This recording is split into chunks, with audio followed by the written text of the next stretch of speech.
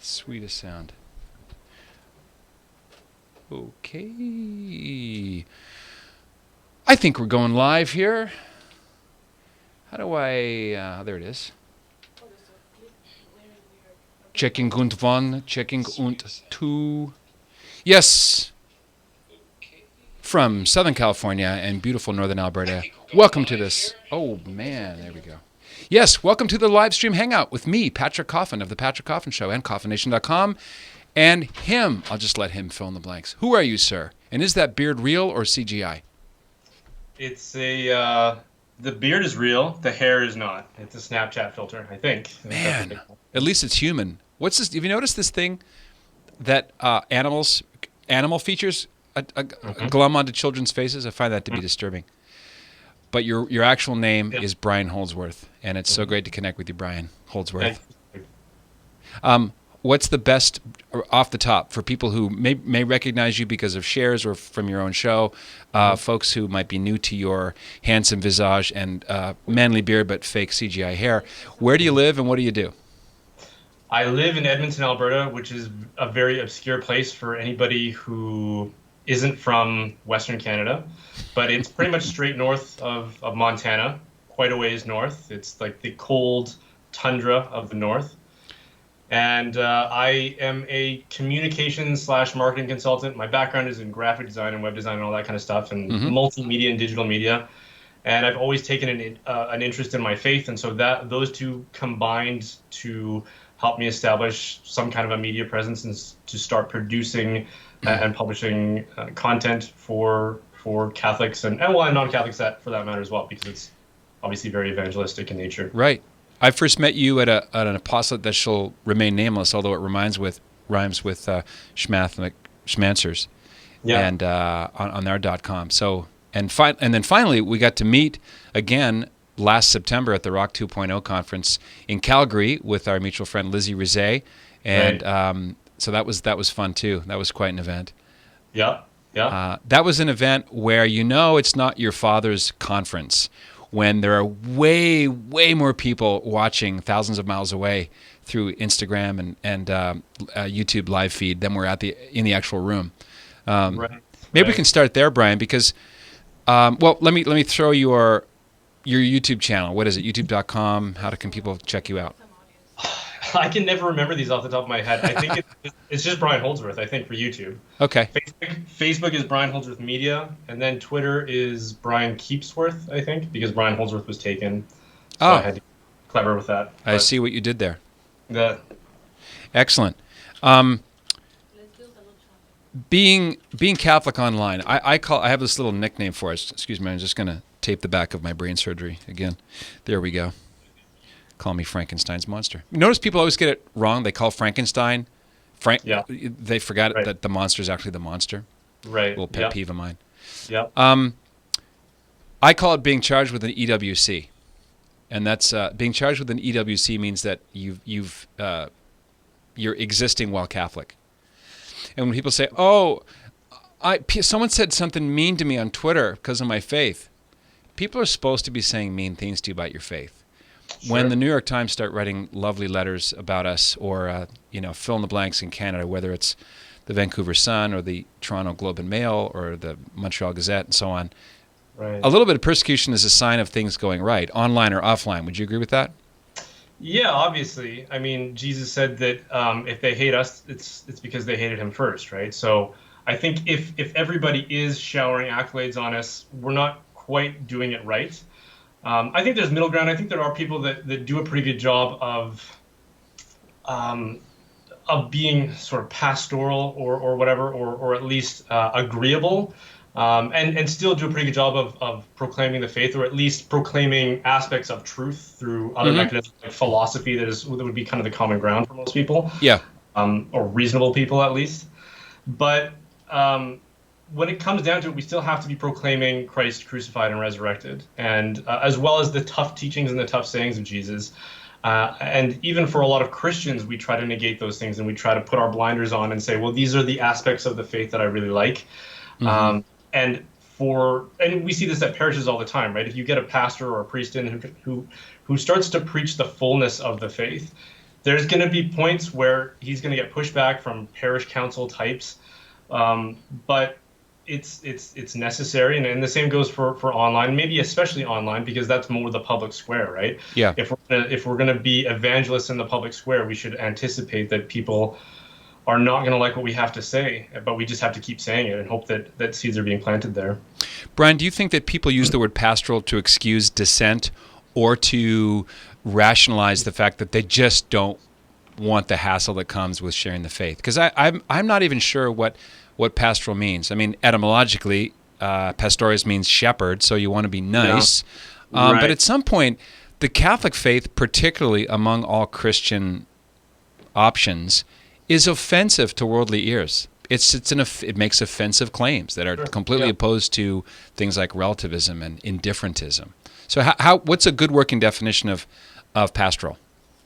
Well, I mean, there's the definition that you just provided, and it's too bad that we can't operate under that definition anymore. Well, it seems that we can't anymore because it gets used. It gets used in an abusive way, or it seems to. I would say that the way that it is commonly used seems to be a supplement for kindness, which, of course, we can all agree that to be kind is important, but not if it means negating truth or if it means negating other virtues. I follow Father James Martin on Twitter, for example, and he just posted something, I think today or yesterday maybe, that 99% of morality is kindness.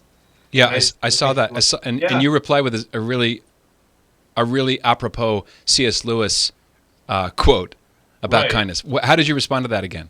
Well, yeah, so it was C.S. Lewis's quote. I won't do it justice because I'll have to paraphrase it, but it was something like, God is so much more than mere kindness, or that's the point, right? The whole scope of who God is and what is true and what is good and what is beautiful cannot be reduced to mere kindness. Yeah. And if we think about the virtues that have historically been proclaimed by the church, and even on the peripheries of the church, within other denominations or even other faith traditions, you think of like the cardinal virtues going back to the Greco-Roman era. I mean, kindness was not one of them. I mean, we think of the four cardinal virtues and the three theological virtues. Kindness doesn't show up. That's not to say that kindness is bad or that we should discard it, but it's not the preeminent thing. And as soon as you elevate it to that position of primacy, things get pretty wonky pretty fast, and you can start to be very unpastoral in the fact that you are leading people astray, and that's absolutely not what being a pastor should be or being a shepherd should mean. I think I remember the quote. I believe it's from Mere Christianity, and the context was the love of God. Yeah, and I want to take a stab at it. Love is a much more stern and splendid thing than mere kindness. Yeah. I guess supercharged kindness that is devoid of truth is a problem because it validates people in their sin. And no one was more blunt about sin than our Lord and Savior. No, obviously, yeah. I mean, there's nothing kind about affirming people who are going down a path that will lead to ruin. Nobody who is an actual parent of children will, well, there are people that do this, but anybody who is a wise and prudent parent will correct their children.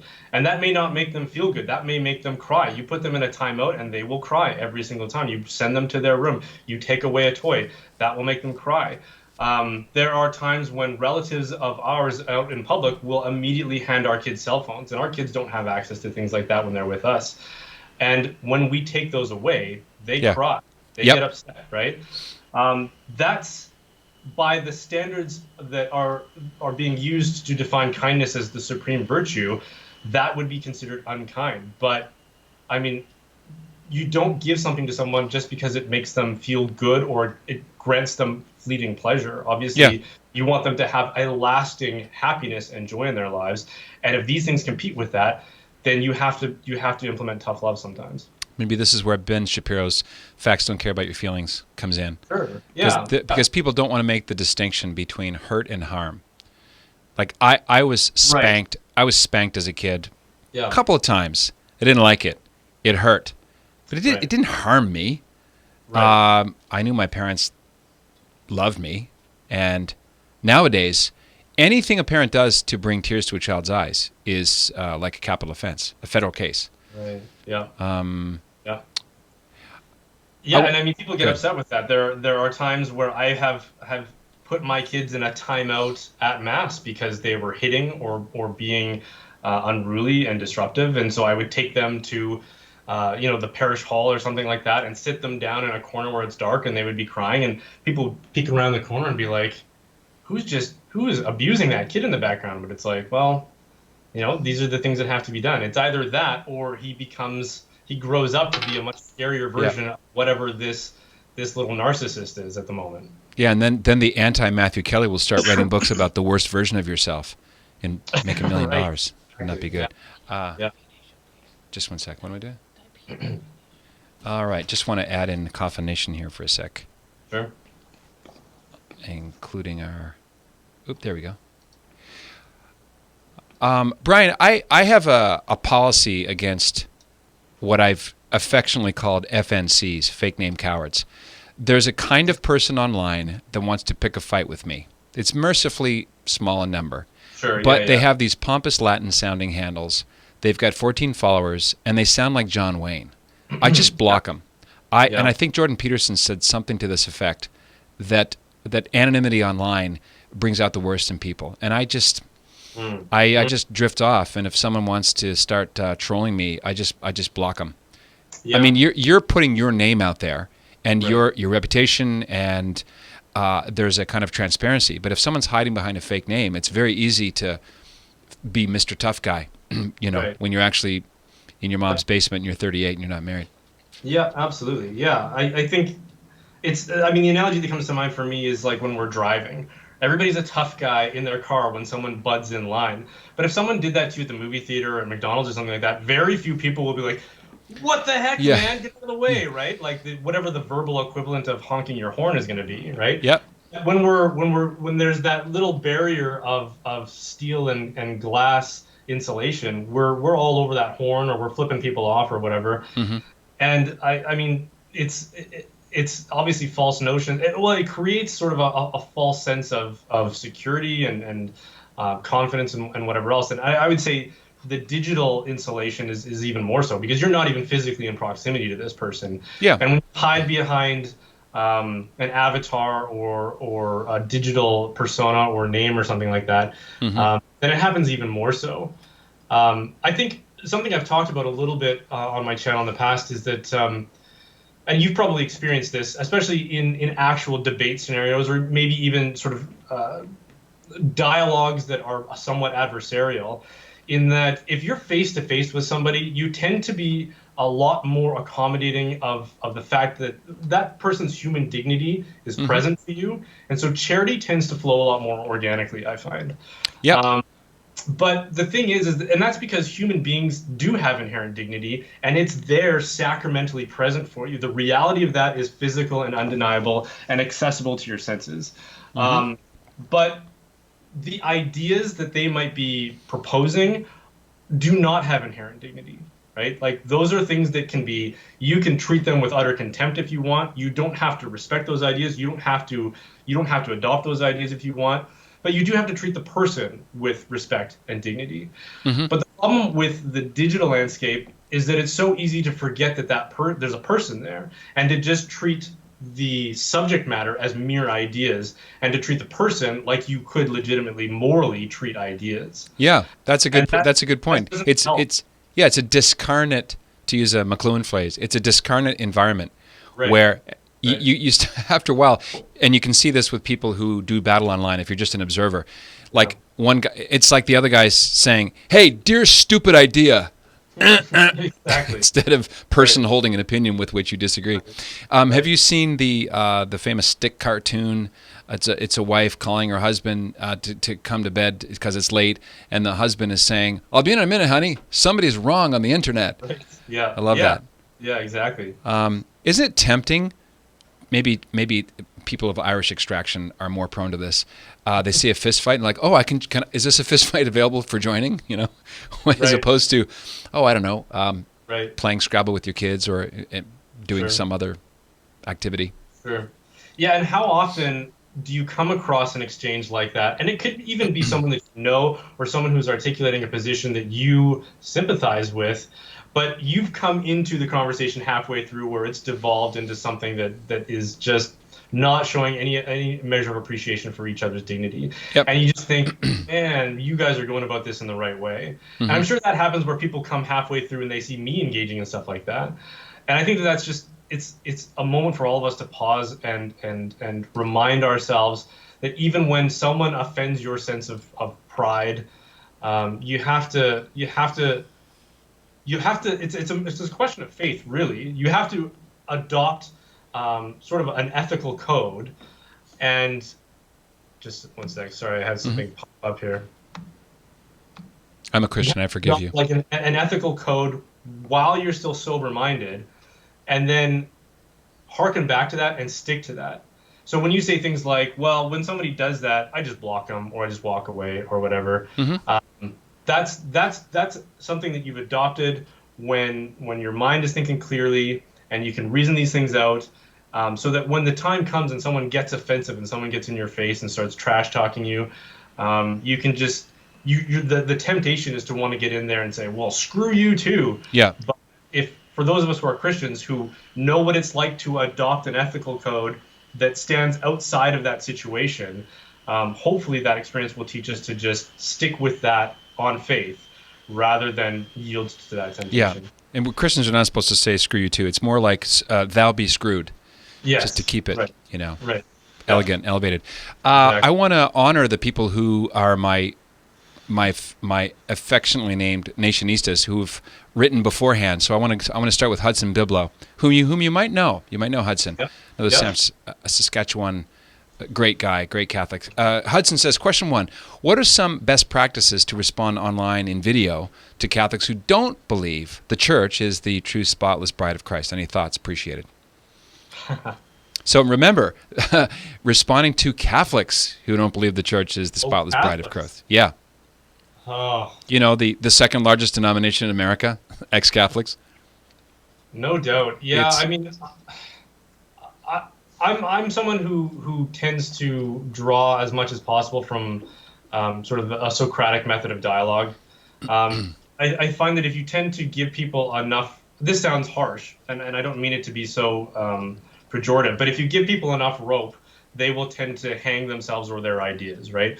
If you just tend to keep it asking, if you know what you believe strong enough, and you can reason that out, and you can keep all the premises sort of elevated and juggle them in the air and know how they connect to each other, and then start to have just a conversation of question and dialogue. For one, it doesn't tend to intimidate people or threaten them, so they tend to be a little more relaxed, less prone to responding emotionally. Yep. And it gives them the mic, right? It says like, well, yeah, teach me about what it is that you believe. Help me understand your position.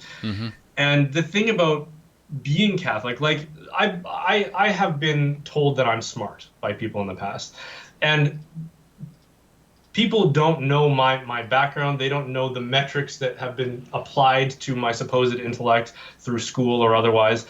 And so I can fairly confidently say I'm not that smart. But I have fallen accidentally butt cheeks backward into a framework of faith and reason that is true. And not only is it true, I don't have to grasp at that truth.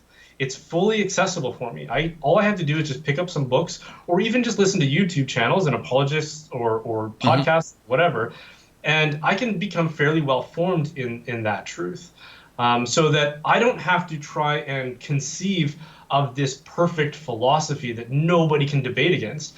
I can just operate within that truth, and so that if someone comes in and is operating with outside of the boundaries of that and offering some suggestions about what they believe to be true, if you're actually standing on that firm foundation, it's just a matter of asking them those questions and then saying, okay, well, how does that measure up against this other thing that you said? Because over here you said this thing and now you're saying this, and those seem somewhat contradictory. Can you help me understand that? Help me reconcile that for me.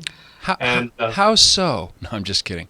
Yeah. See what I tried to do there? No, that's good. Socrates was onto something by getting yourself off the defensive, and rather than skate down 8 different speed skating lanes, purgatory, Mary, papacy, infallibility. Just say, stop. Why? Let's talk about your objection. Where did you get that objection from? And are you sure this is really what the church teaches? And that way, the heat is off you, and it's on the person with the objection. Absolutely.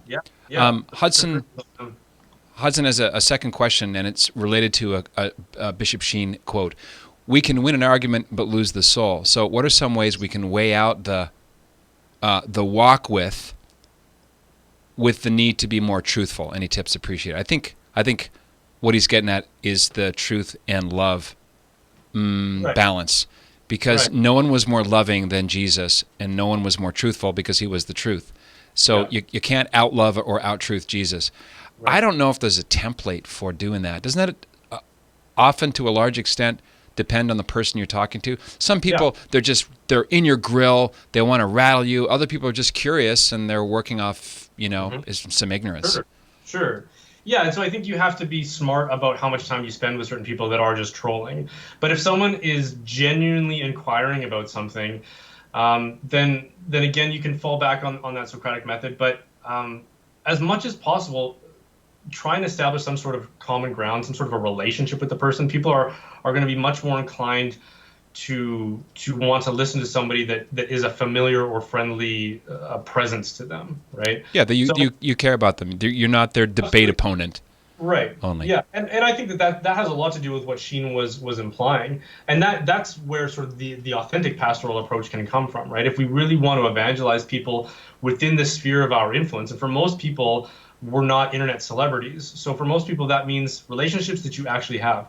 Work on those relationships. Work on being there for people when they need you, and being a presence of strength and encouragement for them. Encouragement in what is good and true, obviously. Yeah. Probably one of the best examples I can think of off the top of my head, it would be like the character of Alexei in the Brothers Karamazov, right?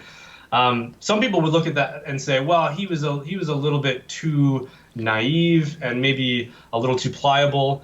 But the thing is that everybody else in that book are just despicable and so hard to tolerate. Sorry, Brian, just bring press pause for folks who've not read Brothers Karamazov. Alexei, what's the quick frame up summary? Okay, yeah. So the Brothers Karamazov is about this family, the Karamazov family, and there are three brothers. There's Alexei, Dmitri, and Ivan. And Alexei is the youngest, so he's treated like a typical youngest boy. He's kind of ragged on a little bit. And he's kind of the main character of the story. Everything sort of hinges around him and how he responds to things. But he's the Christian of the book. And he when we are first introduced to him as the story starts to evolve, he has joined a monastery and is planning on becoming a monk. And so everybody kind of makes fun of him for that, his dad and his brothers. And they are always getting after each other because they don't share a lot of views and ideas and modes of behavior between each other either.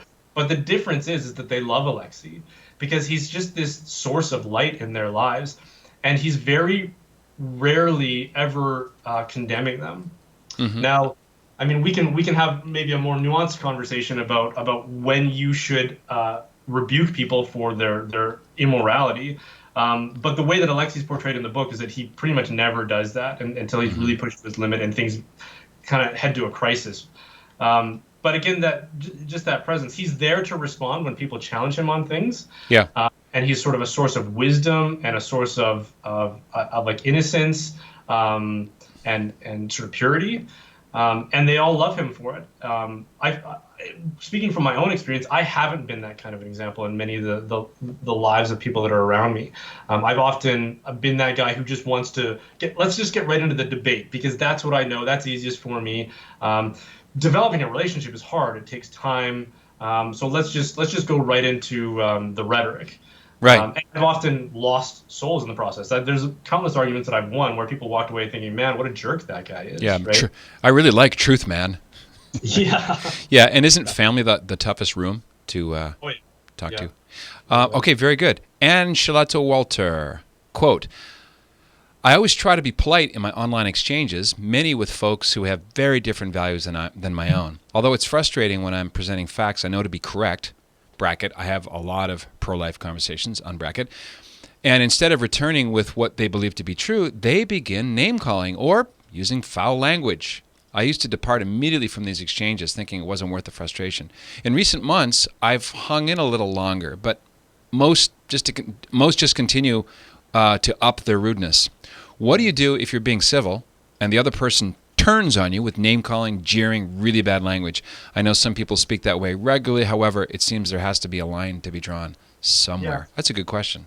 Yeah, that is a good question. It's one that I've wrestled with and I've been back and forth on. I've found wisdom in what I've seen some other, like Jimmy Akin, I've seen him do this where he'll say that as long as there are indications that the person is engaging in dialogue out of a sense of goodwill, then I will interact with them. Even if they're vulgar, that doesn't necessarily mean that their ill will is motivating them. It could just mean that they're a foul-mouthed person. So whatever, okay, that's fine. You be you, and we'll see where we can find some common ground. But you do have to draw the line somewhere, especially if it means that you are going to fall back to their level. If it means that you are finding yourself descending from sort of a moral platform that you would like to see yourself at, or that you believe Christ would call us to, then it's self-defeating, and it's not worth sticking around for. Mm-hmm. If you're a hardy enough person and you have the constitution for it, then I would say stick around and be spat on for a while, because sometimes that's what people need to do to get it out of their system, to learn that you're not the bad guy. Because if you abuse somebody and they respond with kindness, mm-hmm. it's really hard to maintain your prejudices against that person or the group that they might be representing in your mind. If they respond in kindness, I mean, that's a really hard thing to do. So if you are that kind of a person, if you are a living saint, then by all means be that kind of a digital martyr. Mm-hmm. But I think you have to understand yourself really well, and you have to know where that line is. Truly invisible paper cuts through the internet. Yeah. There's a book by Lawrence Lovasic that I really like. Father Lovasic has a classic called The Hidden Power of Kindness. It's on the second CD of my talk, Getting Started in Apologetics. And he has this image of kindness being disarming. And literally, I mean, not literally in the sense of weapons, but people put down their verbal weapons when you don't respond to them. The Bible says a kind answer turns away wrath. It's just a human nature thing. No matter how far away from Christ and the church you are, when your debate opponent is not throwing down and throwing the F-bombs back, they're establishing to that person that they want to have a conversation. And maybe you'll agree to disagree. How about this? Maybe, because I want to turn to the hoi polloi outside Coffin Nation as well. Sometimes I will stay in an exchange for too long because I think my Jesus skills are so great, I have to be the one to bring them there. Like, maybe someone else is going to be way more effective than me, and maybe my job is to drift off and let someone else more effectively interact with this person. Because sometimes it's a clash of personality chemicals, you know? For sure. Yeah, absolutely. Or maybe just the gap between subcultures or age brackets is just too high. Mm-hmm. And how devastating would it be to learn after the fact, maybe when the day of judgment comes, to find out how many people you repelled while you were, were trying to be this source of invitation to the outside world, right? I mean, that would be devastating, and I think that's why there's so much responsibility to anybody that considers themselves an evangelist or an apologist. Mm-hmm. That if you're not taking that calling very, very seriously, and not just in terms of your ability to argue or defend the faith, but in terms of your reliance on grace and holiness to lead the way, it's a scary thought for sure. Screw you, Brian. Oh, sorry. Be thou screwed. By the way, I have a Christian version of, instead of calling people a dick, like, don't be a dick. It's Richard. It's Christian. Just Richard. Hello to Matt Mercier. Chris Sawaya, my Lebanese friend. Did I pronounce that correctly? Stacy Lutner, how you doing? Paul Antonio Ambro, Cody Hayes, someone named Margot Bissot. Doesn't ring a bell. It'll come to me. Let's see. Margot says, Catherine Hadrow from EWTN Pro-Life Weekly was recently attacked online for posting a very charitable response to Miley's abortion cake. That was funny. Here's Miley Cyrus, whose father terribly failed her, in my humble opinion. And she's, the suggestion that she's topless, she's got bare shoulders, and she's erotically licking a child's birthday cake that says abortion is healthcare. Right. Wow, that's your public PR face of Planned Parenthood? Right. Yeah. Michael Knowles had a funny one. It's a similar photo. He's got no shirt on. He's doing the same cake lick, and it says taxation is robbery, something like that. Taxation is theft. Something like that. Taxation is theft. So yeah, people are. I'm astounded when you talk about abortion. The way male pro-abortion people speak to pro-life women. I've noticed that's a thing. There's like no potty word they won't sling their way. Yeah. Trisha Parsons, Mark Casanto. Hey, Mark. Mitt Not Lee says nice analogy. I'm going to pretend to remember what you were referring to, so thank you very much for that. Margot, she says feelings don't care about your facts. I don't know if that's the way the thing was. I don't know. Probably equally true, though. Yep. Yes. Do you guys remember the incident with the hot sauce / cold shower mom who adopted a boy from Russia? I do not. This could be an awkward moment if you also do not. No, I don't. I'm sorry. We'll hashtag embrace the awkward. No, we don't. Sorry. Maybe we should just pretend that we do know it and carry on a conversation. Oh yeah, remember that with the. Yeah, I mean, putting hot sauce through the plumbing on that mom. It's just innocent Russian woman speaking Russian, and I don't think they should have disallowed her from adopting the child. It's just a plumbing thing she did as a joke, probably to her husband Ivan from St. Petersburg. Yeah. So I think that's an outrage, what they did to her. Yeah. And isn't it weird that it ends up being the Russian bot that personally elected Donald Trump? That blew my mind. Yes. Okay. Yeah. Yeah. Yes. Right. Alice Pacheco Shelton, Peter Brennan, Andrea Casaro, Alan. Boy, people are rolling in here. Chris Parisian. There's a great name. Father Owen C. Burns. Hey, Father Owens. Thank you for your priesthood. Cameron Bear. Let me see here. Relationship is key, Cameron Bear says. Then taking the chance to proclaim. So easy to shy away. Totally true. Mm-hmm. Margot says, if people are enjoying this video, sign up to be notified when Coffin Nation opens up. That's right. Thank you, Margot. Go to, you want to put CoffinNation.com? Yeah, we do this all the time on a more regular basis inside Coffin Nation. And the doors are opening July 15th. So if you like this interaction where we take questions, then you might go. Jeff Wrigley has blown us all away again. Jeff Wrigley let's just say, he's a product of 14 years of special ed. And let's just say he's in law enforcement. That's all I'm going to say. He made the most profound comment just now, Brian. Go Bruins. I mean, that's nice. Beautiful. That's helpful. Yep. There's wisdom in that. Matt Mercier, how do we respond to anti-Catholic rhetoric, usually bringing up the sex abuse scandal or other scandals connected with the Catholic Church on Facebook? I've resorted to reporting comments like those as hate speech. Good. Let's use the stupid hate speech thing against the SJWs. Right. I complain. I will report someone as harassing. If it's like, oh, easy there, pedophile priest boy. That's harassing. You're not wanting to talk. That's high octane trolling right there. Yep, and it's harassing people on the grounds of their affiliation with their religion. So I don't know how that doesn't qualify as being punishable or censorable based on the grounds of the community guidelines that exist across all the major platforms. Yeah. I don't know if you saw it, but there was a clip from, it must have been from a Pride parade or a Pride excursion of some kind, where there was a guy dressed up in a fairly provocative BDSM kind of outfit, and he was twerking against a car, and he had a crucifix in his hand, and he was sort of, well, you get the idea. Hold on a sec, Brian. I want to make sure I hear you correctly. Torking or twerking? Twerking. Oh, the dance move involving the buttocks made famous by Miley Cyrus.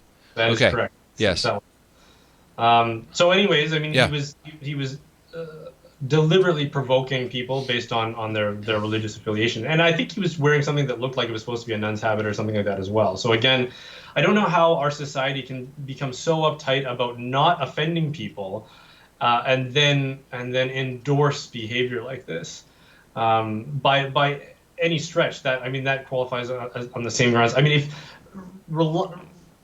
refusing to bake a cake is the kind of thing that you drag before every level of judicial branch within the government or within society, where something like that is cheered on by everyone who's looking. So I think, yeah, we absolutely have a double standard there. It would be nice if we just got rid of all of these kinds of tactics and censorship protocols, and we're able to have reasonable conversations. But Well, there's yeah, only one acceptable target. Everyone knows it. It's Christian sure. faith, especially Catholic Sure. faith.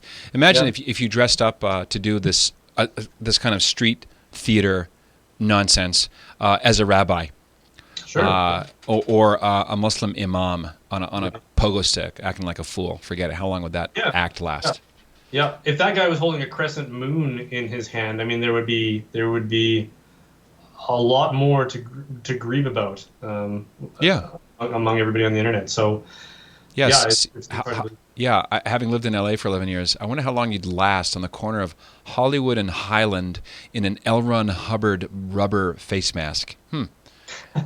Yeah. Let's see. Anne, thanks you, by the way, Brian. Alana Berg, I pray. Oh, this is good. I pray for their St. Ambrose to reach them. For their St. Ambrose, that's beautiful. Remember, St. Monica prayed and cried and prayed and cried, then asked God to send someone into her son Augustine's life, and boom, St. Augustine has his mind blown by St. Ambrose. That's a beautiful image. Yeah, that is good.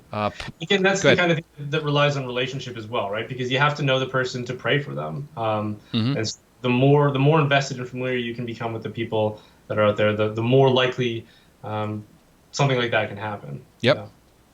Yeah. Pope Margot Basso has announced that Michael Knowles needs to be excommunicated for that one. I don't know what her authority is, but I respect it because I'm very nice. It sounds legit. It's all about kindness. Marianne McCoy Seguin, enjoying this chat. Thank you both. Smile. Thank you very much. Matt Mercier makes a 3-word contribution. Ha ha ha, with 2 exclamation marks. Clayton Nemmer, how you doing, man? Cameron Bear, thanks for the shout out. Right on. There's the list there. Meanwhile, in Canada, you'll appreciate this. Meanwhile, in Canada, no one's watching hockey. It's actually not true. Daniel Smorkowski. Is there a game going on right now? Because that's just going to be devastating to our ratings here, Patrick. I don't know. I sadly drifted away from hockey when I moved to Southern California. I've never been to a single Kings game. I know it's sad. Margot says Happy Pride Month. And you want to excommunicate Knowles. That's funny. Clayton Emmer asks a question. Would Jesus report hate speech from the cross? Well, I'll bet he had hate speech feelings because he had a healthy emotional range. And interestingly, Jesus Christ did not forgive anyone from the cross. He said, Father, forgive them, for they know not what they do. Right. I'm not saying Jesus was burning with resentment and wanted to, take them out, but it's very difficult to compare fallen, redeemed sinners with the God of the universe. Yeah. How do you feel about what would Jesus do, Brian? I have a knee-jerk allergy to it because we can't know what Jesus would do. I mean, as followers of Jesus, we're left to fill in those blanks a lot of the time. So I think that there is value in it, at least insofar as it disrupts whatever our maybe sort of our instincts towards preservation of pride or whatever other motives we might have to respond to something in a way that is less than Christian. On this question of reporting hate speech, though, I think it's kind of interesting because the one thing that Jesus showed very, very little leniency for, I mean, he would come to the aid of sinners and people who were destitute and people who were poor and prostitutes and adulterers and these kinds of things, and be very much that soothing balm of mercy.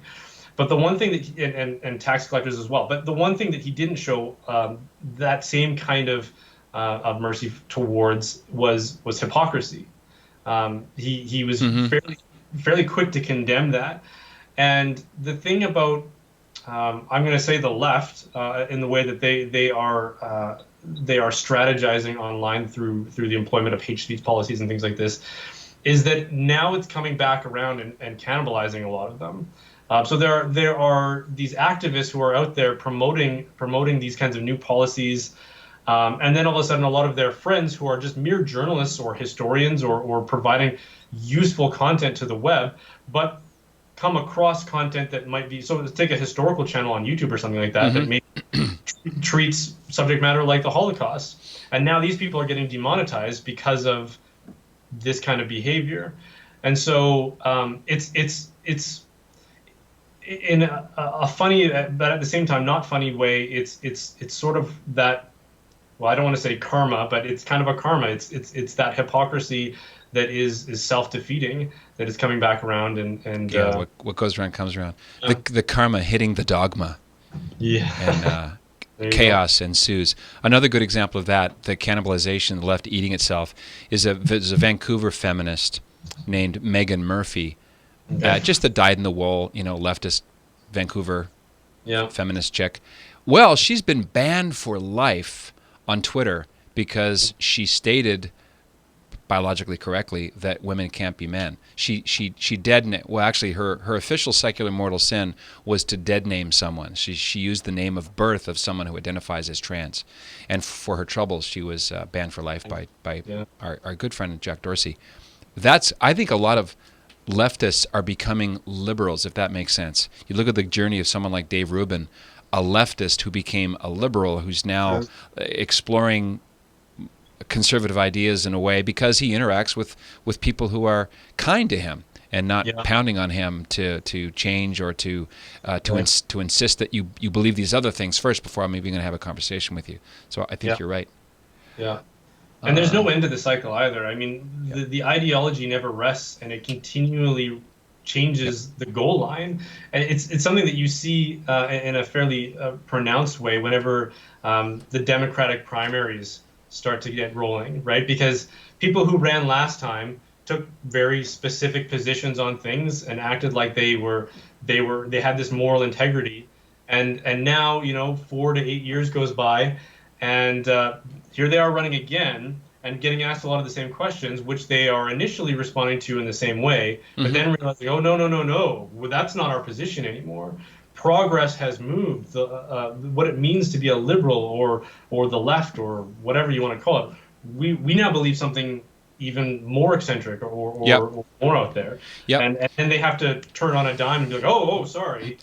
You're right, Brian. All the rules of engagement, all of the bright line that distinguishes conservative from liberal from leftist, that's all shifting sands now. Look at what happened to poor Joe Biden last week.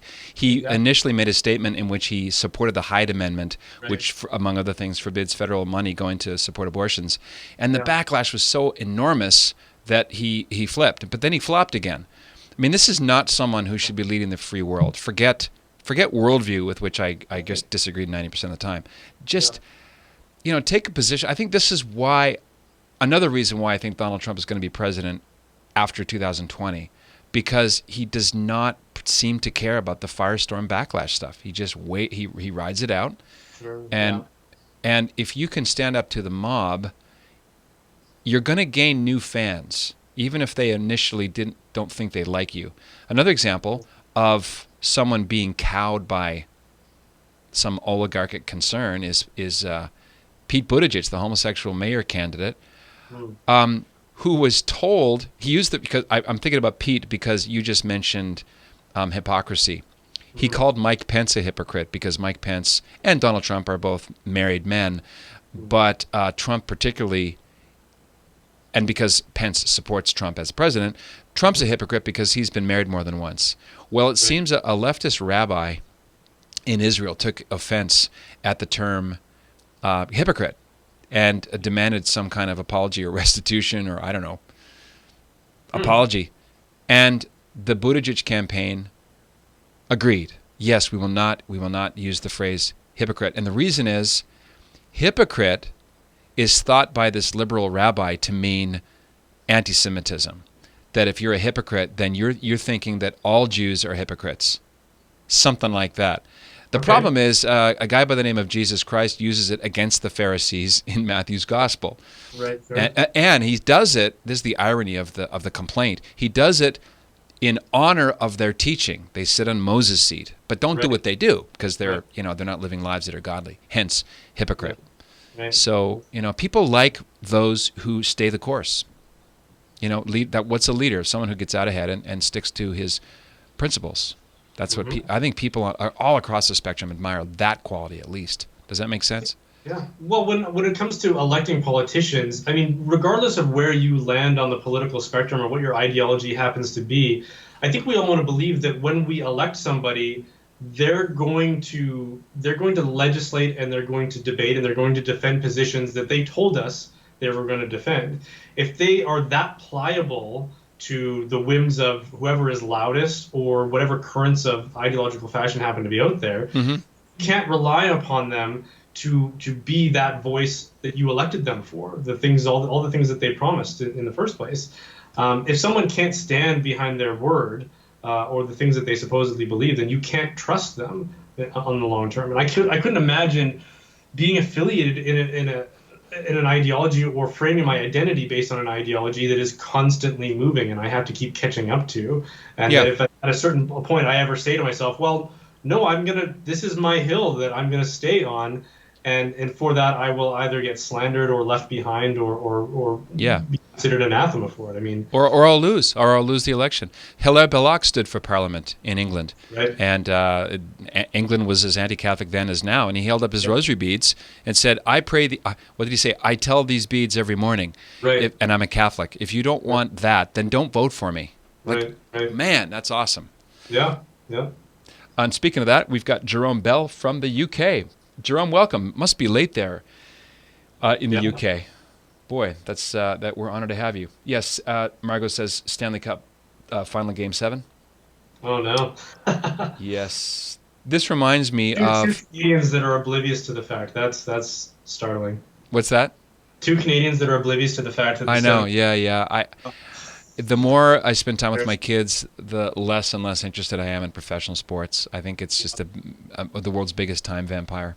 Just speaking for me, I love sports per se, but why would I want to watch millionaires in tight uniforms, play their game when I'm not even participating in it? It just doesn't really appeal to me. Right. And Walter says it's all about niceness. I think it's just tongue in cheek there. Matt, hey Patrick. So what I was referring to before was what happened. Was a woman who adopted a child from Russia, and she got in trouble because she punished the child for lying and getting in trouble in school by making him swish hot sauce and making him sit in the tub while in a cold shower was run. Her daughter took a video of it, and it ended up on Dr. Phil. I mentioned this in response to your briefing on discipline. Oh, brother.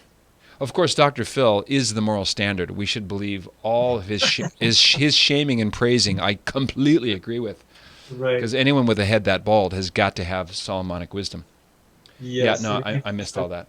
Exploit the tragedies, the personal tragedies of everyday people. Must be a moral beacon for the rest of us. Right. You are the father. Oh, no, wait, that's Maury Povich. Is that him? No, that's somebody else. Maury Povich, yeah. There you go. I'm getting my Trash TV afternoon hosts mixed up. Right. Matt says, speaking of which, can you believe some in the LGBTQ2ISPTV community are claiming that Anne Frank was bisexual? Well, that was inevitable. There's a Swedish porn movie that says Christ was homosexual. So there's nothing that the left will not reinterpret for its own ends. I'm not surprised. I'm always amazed by how obscure the references are that you can come up with, Patrick. So, well, someone started with Anne Frank. Sure. Yvette Wellacker says, "Take Biden, please." Right.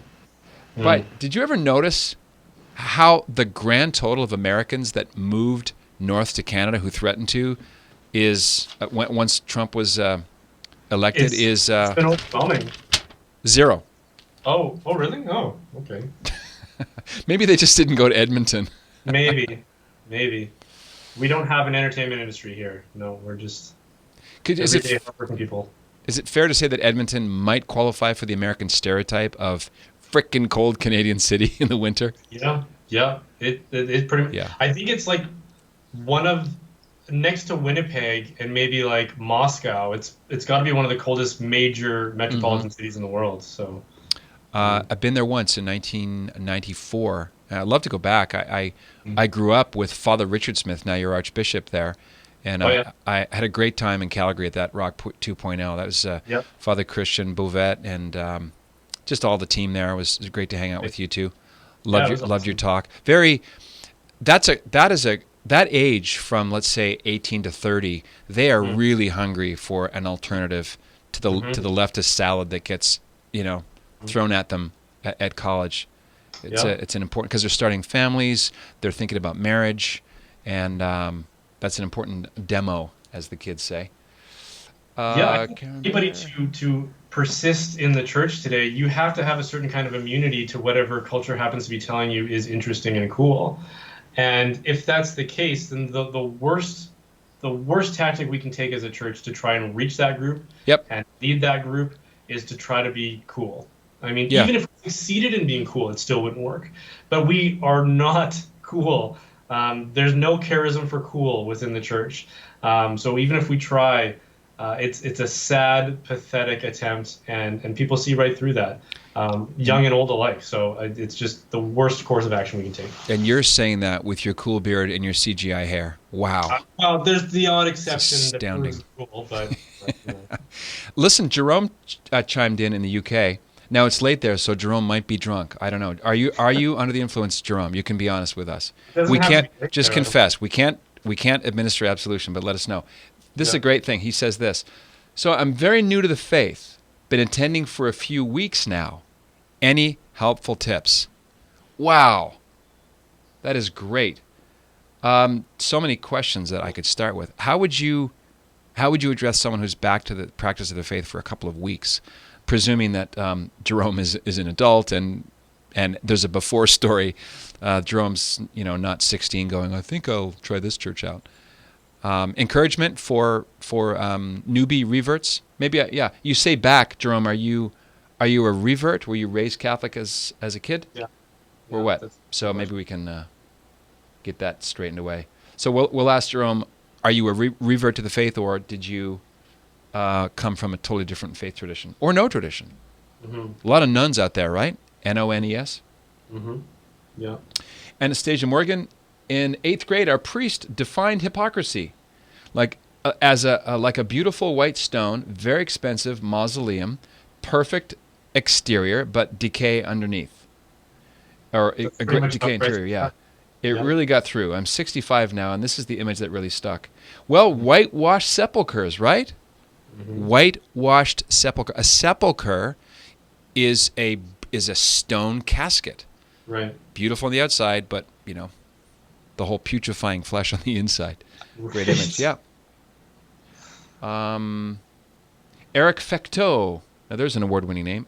Monsieur Eric Fecteau. What are your thoughts on the possibility of Roe v. Wade being overturned by the Supreme Court? But as the faithful, we know this is a spiritual war for hearts and souls more than a legal battle. Well, as a Canadian in exile, as an expat Canadian living in America, I think there's a tide roll here. There's a momentum, state by state. You can see this in these heartbeat laws, which are, if you think about how restrictive they are overnight, most of them, as I understand, are going to take effect January 1st, 2020. Alabama, Mississippi, Missouri, I think I'm missing one, Ohio. Roe v. Wade, I believe, is destined to be overturned. But that is the starting line. Right. It's going to go back to the states, and local people are going to have to duke it out. And this is where I don't want this to be true, but I think it is coming.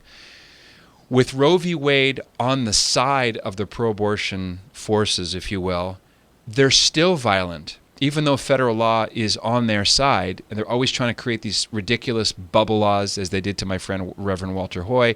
There's a Father Tony Van He now that I'm trying to reach out to.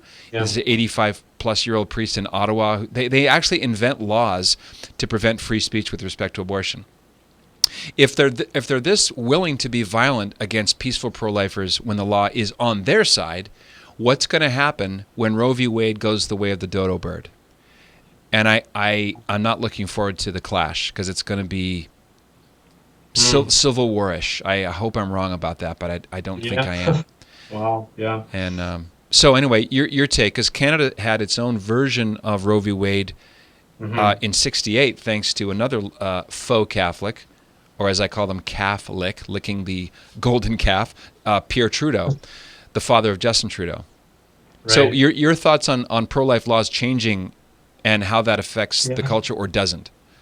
Well, my position on this has always been one of we have to bring people into these premises and these conclusions before we enact legislation. So we have to evangelize people first. We have to address things like artificial birth control, which its advent and pervasiveness basically require the fallback of abortion. There was that study that was done, I think it was called The Paradox of the Pill, that was published. I think that's what it's called. If you Google that, you should be able to find it. But it's older data, but they had to collect it over many years to really get a thorough understanding and a good sample size of this. But they collected all this data to find, much to everyone's to contradict all their expectations, thus the paradox, that birth control actually increases the likelihood of the necessity and the employment of abortion, because there's a lot of reasons you could use to draw from here, but no birth control is 100% effective. And there are a lot more than 100 people out there having sex that they don't want to result in a pregnancy. Yeah. So if it's 99% effective, every 100 times there's one slipping through there. And what are those people going to do? Well, they're going to rely on an abortion. That's a lot of abortions happening because birth control has sold people on this idea that they can have consequence-free sex, and that's not the case, right? That's what I argue in my first book, Contraceptive Deception, because you're enlarging the pool of people who are willing to have risky sex. Exactly, right, yeah. So as long as that's going on, it's going to be very hard to just strip away this thing that they need to rely on, right? We need to first address, it has to be very holistic in nature. And the Catholic Church is really one of the only voices that has offered that holistic solution and kept the full view of the solution intact, which is to say we can't just talk about abortion. We have to be, call it the seamless garment if you want. That's the true seamless garment, right? Is that we have to be fully pro-life, and we have to have a proper sexual ethic. We have to expect people to be temperate, to have actual virtues, to understand how morality relates to cause and effect, and therefore to adopt your moral behaviors and to confine yourself to that paradigm. Yeah. Right? So that's always been my position. We can't really take a legislative approach, but I'm amazed to see how these little legislative victories that are going on in the States do have that snowball effect that you're talking about. And not only that, but the way that legislation establishes morality for so many people, especially sort of the middle kind of lukewarm milieu of people that take their cues from whatever they think society is doing. And certainly legislation is extremely precedent setting when it comes to, from their perspective, when it comes to our sense of what's society doing, what's the current that I need to just float down. That's amazing that's happening, and that's given me pause for recalibrating and considering what my own opinion is on that. So I'm kind of open to see what happens. But if it came down to the actual addressing Roe v. Wade, that, like you say, I think there'd be some scary outcomes. If that goes that way. Yeah. Cardinal Connor said to Rush Limbaugh, actually, that the law is the great teacher. And I'm thinking, when I see all these pro-life laws rolling across the nation with one governor after another signing them and sticking to it. Hollywood made the same kind of threat to never film in Georgia in the run-up to the election of Governor Brian Kemp. Well, that was bluffing. They didn't go anywhere. And I think this is all this stuff. I just finished a video about this, why I quit Netflix. Netflix teamed up with the ACLU, and they're saying, we're gonna move out of Georgia. Well, one reason why that's not true is that they will never, because Georgia is now part of a handful of states that are doing this. Netflix, Disney, Time Warner, all the people that say they're going to leave, and they're going to move their production facilities out of these states. One way you can tell it's not true is that they would never refuse to sell their product in those states. Can you imagine Disney.com making sure that all the email addresses of any customer, no, he's from Missouri, don't want your money, sucker. That's never going to happen. Also, what about the liberals inside Georgia that make their money on production companies, but the less glamorous people, cleanup crew, janitorial, key grips, gaffers, lighting staff, caterers, So, and of course, one layer morally and legally beneath and behind Roe v. Wade is the 1965 decision Griswold versus Connecticut, which for the first time found this penumbra, this mystical, magical right to privacy. That is the principle that the Roe v. Wade, those unelected black-robed lawyers found, and that's the basis of Roe v. Wade. So, yeah, it's a multi-headed Hydra monster. But my original point was seeing these pro-life laws roll across the land, whether or not people are ready for them, reminded me of people like Martin Luther King Jr. and in a way also Malcolm X, because they agreed on this, that America has got to stop saying it's not the right time. It's not the right time. It's not the right time. Because that's a line that wore out. It wasn't until the government changed the law, so we have civil rights legislation that stick, right? Same with slavery. When the Republican Party, the party of abolition, until they made the law stick, abolition was just a dream.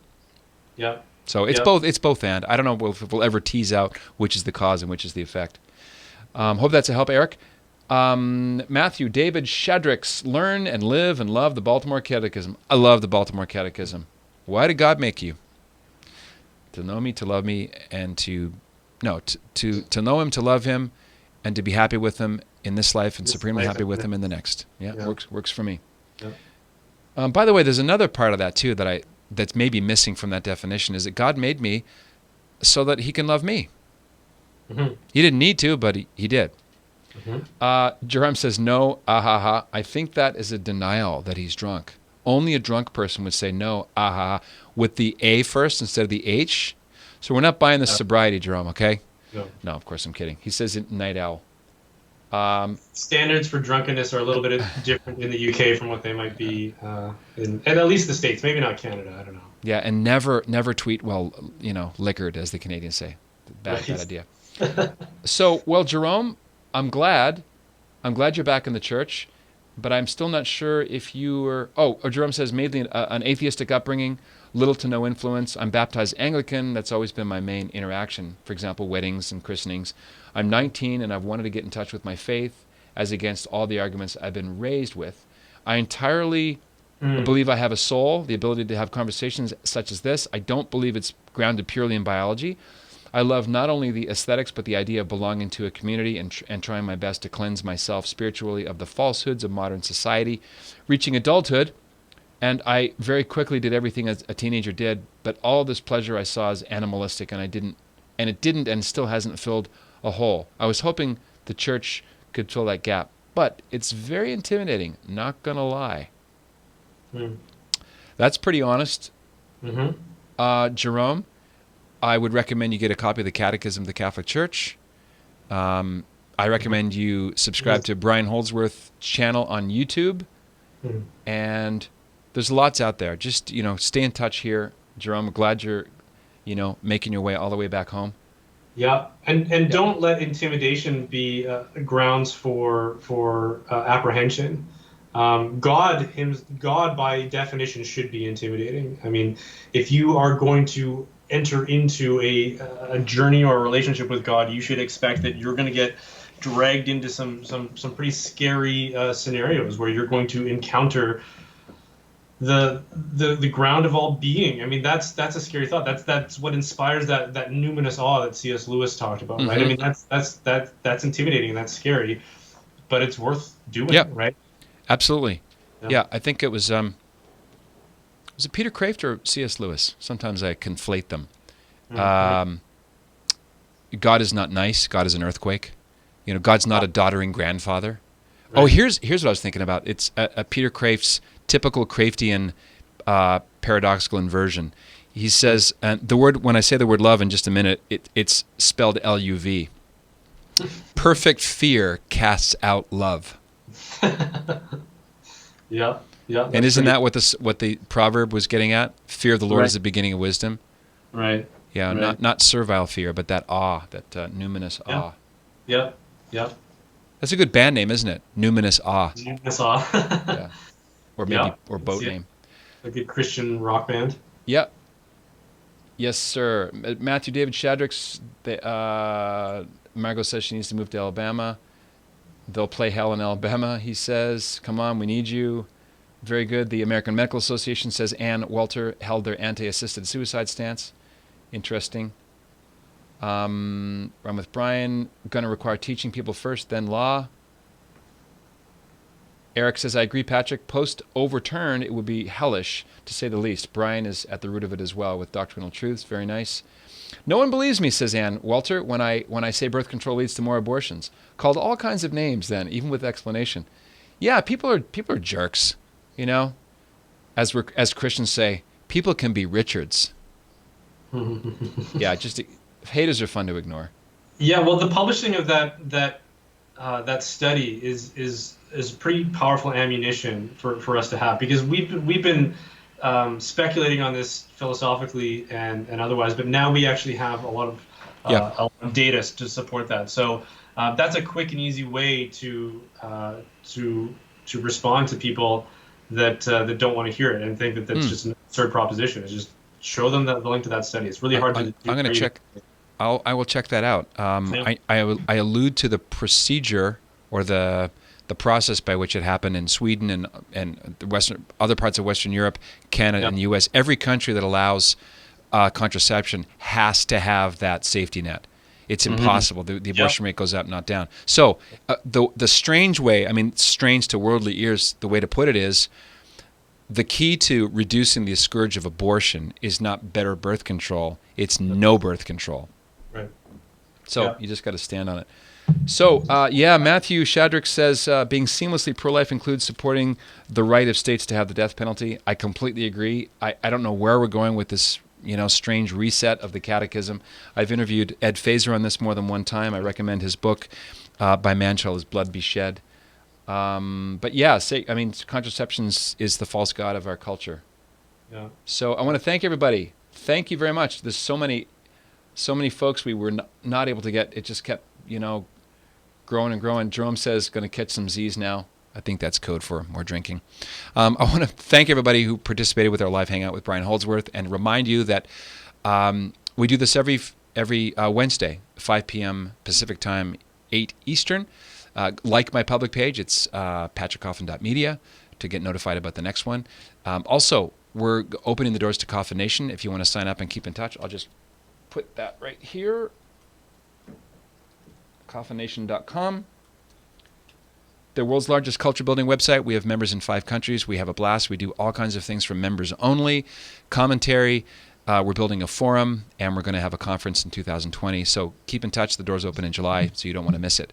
Also, I'll just mention, because I can and I want to, if you have never heard of our Germany pilgrimage, check out patrickcoffin.media/pilgrimage. So it's the same website, patrickcoffin.media. Let me try this here again.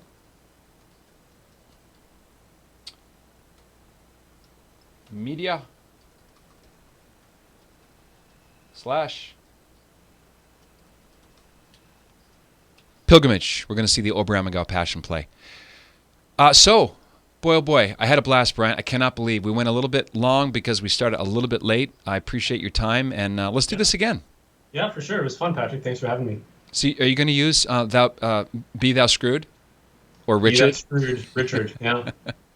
Good. How frequently do you load up your videos on YouTube? I aim for once a week, but I've been a little backlogged with work lately, so I've been relying on kind of a bi-weekly pattern lately, but that's my aim, is usually once a week. I can fold a Newfie joke in here. Okay. That's one reason I know you're not a Newfie, because a Newfie would say, I aim for once a month, but sometimes I can only manage once a week. Awesome. See what I did there? Okay, yeah. Brian Holdsworth, great to connect, my friend. Happy Pentecost, and we'll do it again sometime. Sounds good. You too. All right. This has been Live Hangouts for June 12th, Wednesday. I hope to see you this time next week. And it probably won't be Brian, but I want to send out a goon squad north to Edmonton to force them to come back. So leave your comments, and after we hang up, I'll try to circle back and get to the folks whom I wasn't able to answer. God bless, Brian. You too, Patrick. All right. In the meantime, everyone, be a saint, including me. What else is there?